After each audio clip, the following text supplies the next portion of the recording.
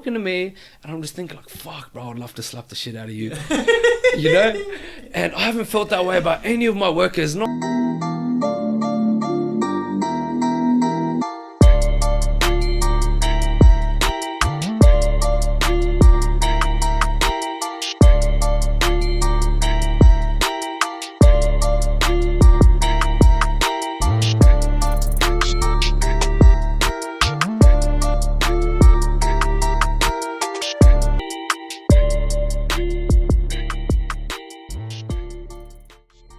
So you started working recently, right? Started working full time recently. Yeah.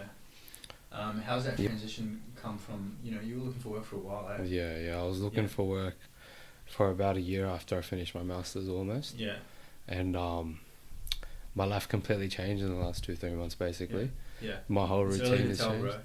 Yeah. It's early, you know that, yeah? Yeah. Do you realise that? Yeah, bro, 100%. Like, the work is basically the whole focus of my whole day, of my whole life now. Yeah. You know what I mean? Everything else rotates around it. Yeah. And that's basically the biggest change. You know what I mean? Yeah. Gives you that bit of routine. Do you enjoy it? Do you enjoy it now? Yeah, 100%, man. The adjustment period was definitely difficult, but I reckon the best thing is the things that you do to enjoy yourself. Yeah. Now you enjoy them 100 times more. Yeah. Exponentially more, because you have less time. Okay. You know what I mean? So do you think it's a less time thing, or do you think it's the fact that you think you're adding value in a way that you weren't before? I think it's definitely both. You have less time to do the thing that you enjoy, and then with the rest of your time, you're doing something. You're doing something that brings you satisfaction. You're making there's something to your life. There's a meaning. There's something that you're doing. Yeah. You know what I mean? Yeah. So why don't you tell us, what do you do? Yeah, mate. So I'm a workers' compensation case manager. Yeah. And basically my job is to be on the computer or on the phone all the day. Yeah. And I speak to basically if you have a compo claim, then I'm your case manager. I'm the person that you talk to on the phone. I do your payments. I do your weekly payments of your wages, and then I organize all of your medical treatment and stuff. And the main thing of the job is basically talking to all these stakeholders and keeping them in line and getting the outcomes that you want. So essentially, this is the way I see it, right? Is your job completely, like the overarching goal is to deny claims? Is that it? No.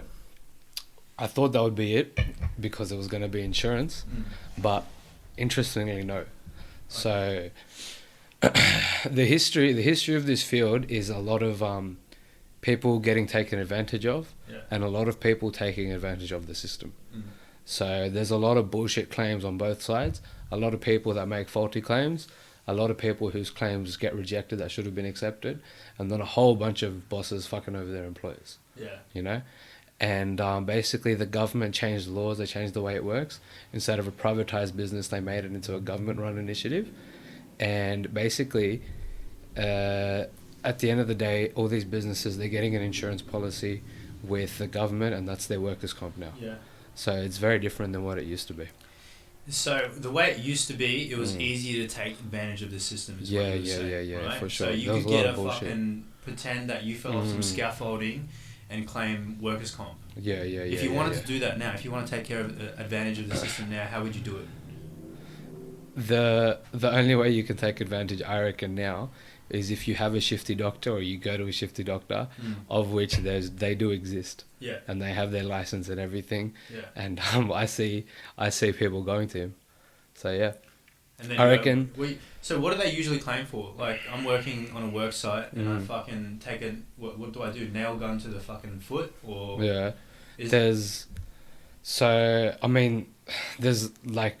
literally all kinds of injuries, man, in all kinds of workplaces. There's people on office jobs that go overseas on work trips and they fall and slip over in the hotel bathroom. Yeah. And that's a workers' comp claim. Yeah. There's more like guy got stuck in between. There's the bloke worked in a warehouse. He got stuck in between two trucks. Yeah. He almost lost his arm. Yeah. There's another one. Yeah. Mate, there's fucking heaps. There's ones that are entirely psychological. There's people that got bullied in their workplace or had toxic work You environments. can get bullied, and you can get compensation for bullying. And how much do you get paid for bullying? It's not a, so basically you get paid, you get paid almost all of what your wage was in that job before you got injured, basically. Oh, okay. So it's literally about what you do. Mm. Another interesting thing is that if you're self-employed or if you're the boss of the business that has insurance, you're now both the employer and the worker. So you have the power to get away with a lot more things than the average person would. So you could say that you went on a work trip, slipped on a fucking bar of soap in the toilet, and now you have permanent fucking psychological damage. I mean, is that all it takes to write yourself? No. It takes more than that. The medical evidence has to be there, and that's why I said that the person's GP, their doctor, is the most important person in this. Yeah. You know, at the end of the day, it's not. I can't make a decision by myself to take someone off the claim. Yeah. But the doctor can do that. Okay. The doctor's decision, the implication of it is yes, this person no longer has a claim. He can do that just by himself. Yeah. I obviously can't do that. So, like the most important document in this whole thing is every month you go to see a doctor, you get something called a certificate of capacity. Yeah.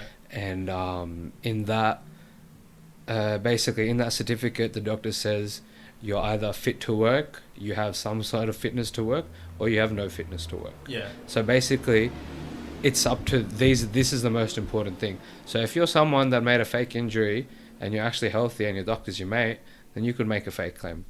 Yeah. Like that. Do you know what I mean? Yeah. And we would generally support the doctor, but as the claim goes on, we collect enough evidence to figure out that no, this isn't the case. So there's an ongoing investigation. It's Oh not just at the start.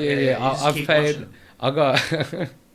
I've read surveillance reports from private investigators. Yeah. And they Who basically pays for the PIs? we pay for them. Oh, okay. So we work for the government scheme, and so all of the money that we approve, everything that runs through us, is the money for the insurance scheme, because that's who you have that's who you have your policy with. Yeah. So basically, there's which is with iCare. Yeah.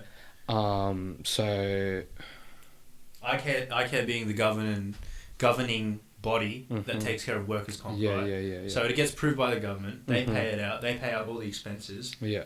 And essentially, you guys do the investigations. Okay. For sure. Okay. Yeah.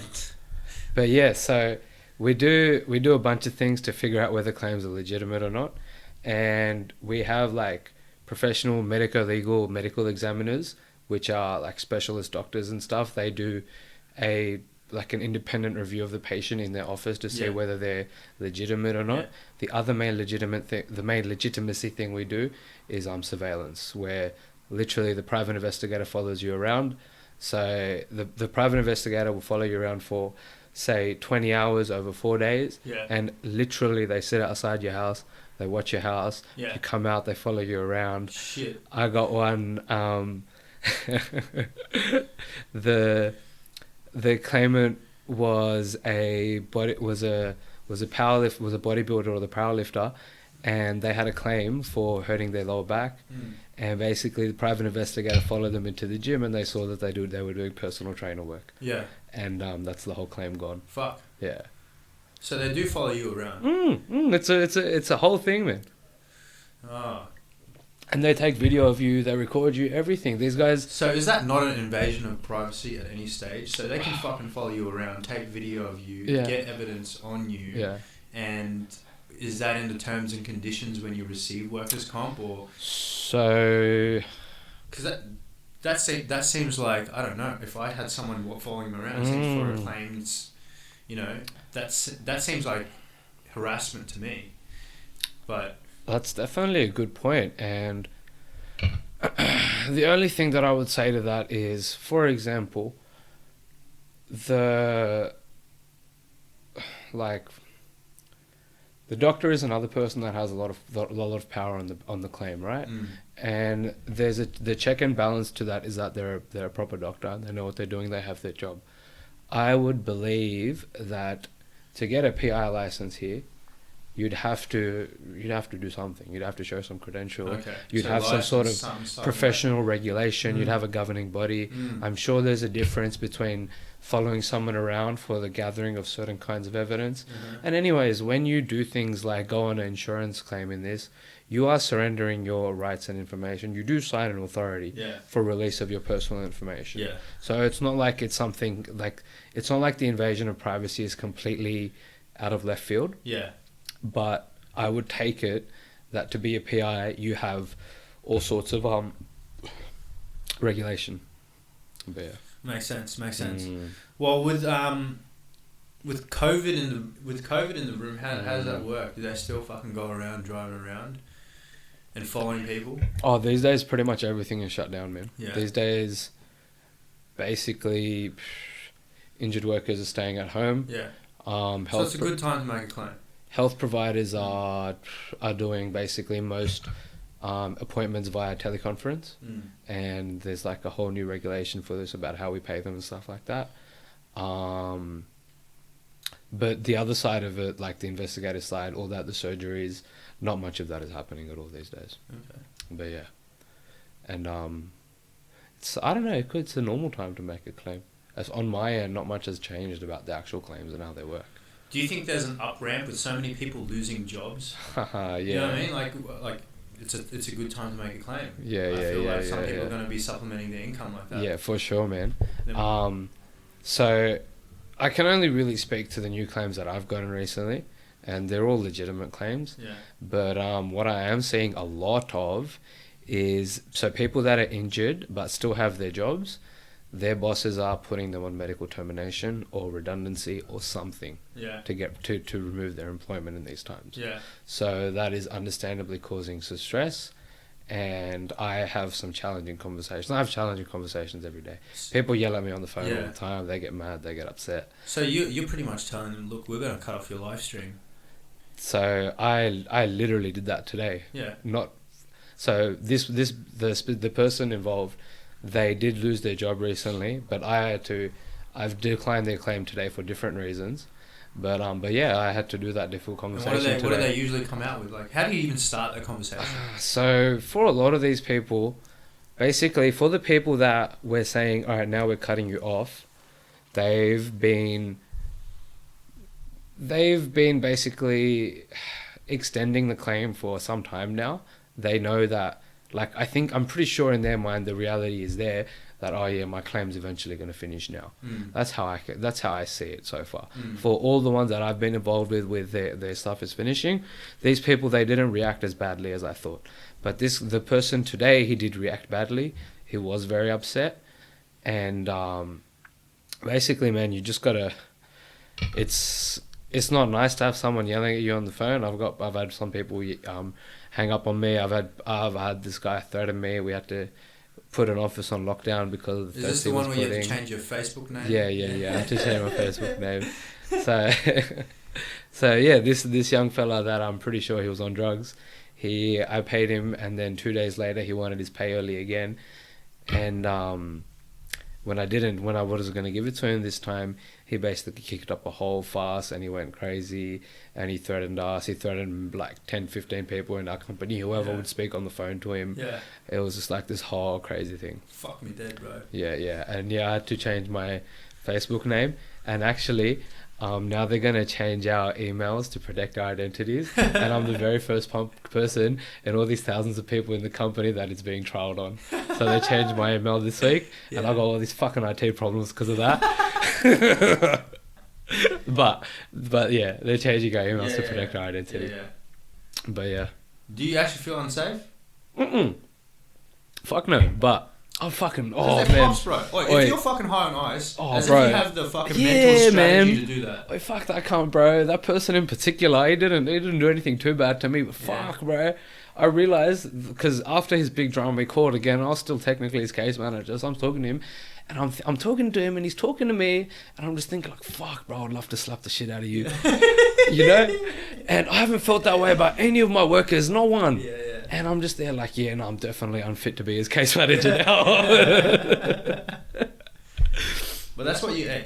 So you've come across you know, you said you're relatively new in the workforce, but when you come across conflict like that, you know what I mean? Like, Yeah. I honestly thought before I got into my like proper first job, I would say, you know, I've been in the workforce quite a while now, but I thought I'd react completely differently to the way I did. But when you get into the workforce, I realized as much of a fucking hard cunt I was outside, you become a fucking cuckold. Yeah, for sure, bro.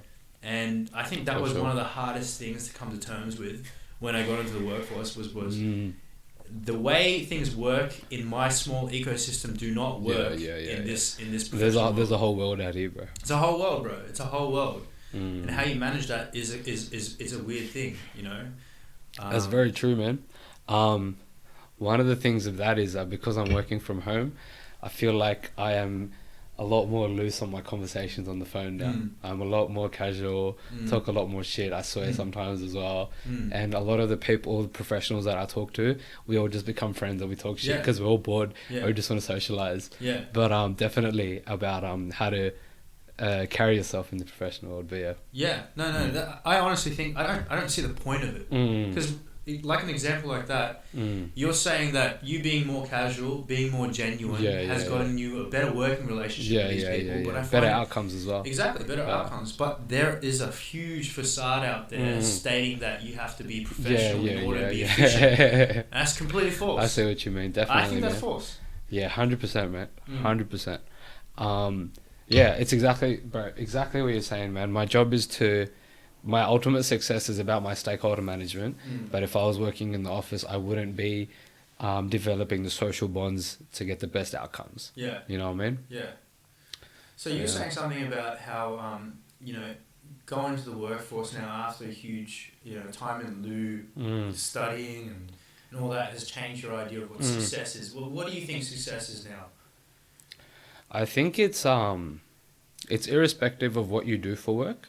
It's irrespective of a lot of things, but in a basic sense, what I see is like, obviously there's the family side of having like a good family support, a good family a situation and a good support network.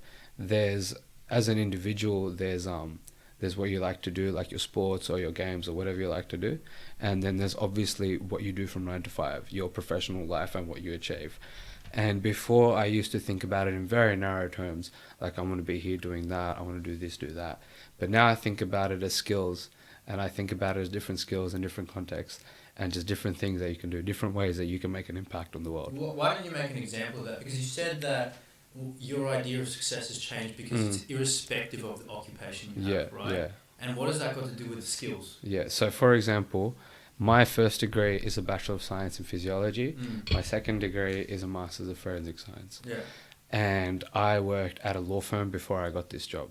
So basically, my skills are half medical and half legal. In the current job that I have, there's basically 3 things. There's interpersonal relationships, and then there's a whole lot of legal skills in terms of policies, in terms of regulations. I write a lot of letters. I do a lot of that fucking legal bullshit, especially in terms of determining liability and stuff like that. And then you also sometimes deal with lawyers and stuff. Legal is bullshit. Okay. And then the other side is the medical side. So looking at doctors' reports, talking to doctors, whatever. Last week I spoke with I had, for the first time in my life, I had a professional conversation with like a fucking hectic doctor who was a specialist at Prince of Wales Hospital. And for my worker, that was his pain specialist, and I was on the teleconference. And the doctor did his session with the worker, and then I'm there as well on the phone. And then the doctor starts having a full-on professional conversation with me with all these like fucking doctor words and this and that. And I'm just like, fuck yeah, you know, I'm trying to pay attention. And it's like 6 p.m. I had to wait an hour for this doctor after 5 p.m.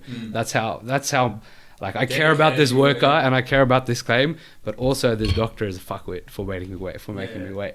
But anyways, so basically I was like, I understood what the doctor was saying. I put it back to him like, are you trying to explain that you're trying to figure out if it's a muscular injury or a neural injury? And he's like, yes, that's exactly right. And so basically, and then we had a conversation about what I was doing for the worker, what he was doing for the worker.